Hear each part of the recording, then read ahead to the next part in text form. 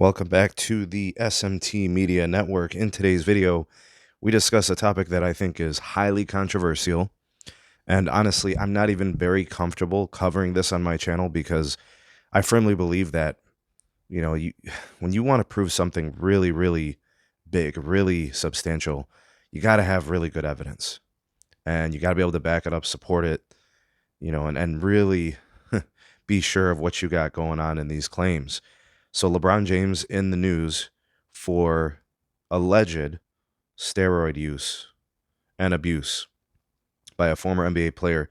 You guys know Jeff Teague. He's got a podcast where he's on one frequently, and he's had some opinions on certain topics in the recent times that have been pretty discussion worthy, I suppose. Recent comments about Kobe and other things.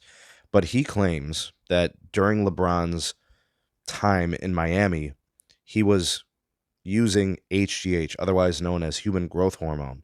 Now, he specifically says it was during the Miami years. I will tell you this, LeBron has been quite the Adonis for the duration of his career, even as he has aged. But during the Miami years, he, was definitely in his physical prime. So I don't think that it's outlandish to think that he looked his best in terms of physique. But in particular, the quotes here from Jeff Teague sound something like this. Quote, "He was on steroids, bro. He had to sit out because he was on steroids, allegedly," Teague said on the podcast. He went on to reiterate, quote, "They started testing for HGH and he had to sit out. He said his back was hurting and he sat out for 3 weeks and then came back skinny." Now, this is not the first time someone has thrown around allegations about LeBron and his connection to performance-enhancing substances. You guys are familiar with, in the past, Chael Sonnen claims that the same dealer that he has is also the same one that LeBron has.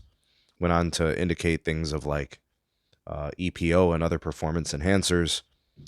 But I think what needs to be remembered here, and this is why I said I wasn't comfortable discussing this, but I would talk about it on an episode here. And, the fact that these things are coming out, I hope these people understand that these claims need to have support, factual evidence that will have proof, serve as proof that it's true. Otherwise, this is conjecture. And in some instances, this can be viewed as defamation, which could result in civil cases and lawsuits. Now, if LeBron doesn't do anything or say anything, sometimes silence is golden, and you guys can take that however you want, whether that's a good thing or a bad thing. He doesn't say anything. But it has gotten quite loud. It's Jeff Teague, it's Chael Sonnen, it's Kevin Garnett. It sounds to me like there are more players who are willing to say these same things. The problem is you need to prove it. And LeBron was investigated for these types of things, accusations and claims. I don't want to say that they found anything, but his connection to the Balco labs was there. They investigated and said they found nothing. Now, what Jeff Teague is saying is that LeBron had to step away in order to avoid testing positive for some type of a substance. We need proof, Mr. Jeff Teague. I mean, you are the same person who lied on Kobe. You don't necessarily have positive equity with the public, in my opinion. And you're not the first person to say this about LeBron. And you're probably not going to be the last one.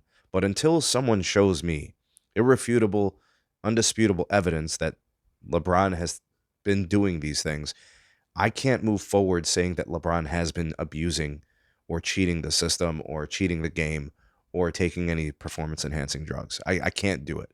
So for now, these are claims by folks, speculation, conjecture. I don't know what you guys think about this. Let me know. Drop me some comments. Like, share, and subscribe. We'll see you guys soon on the next one.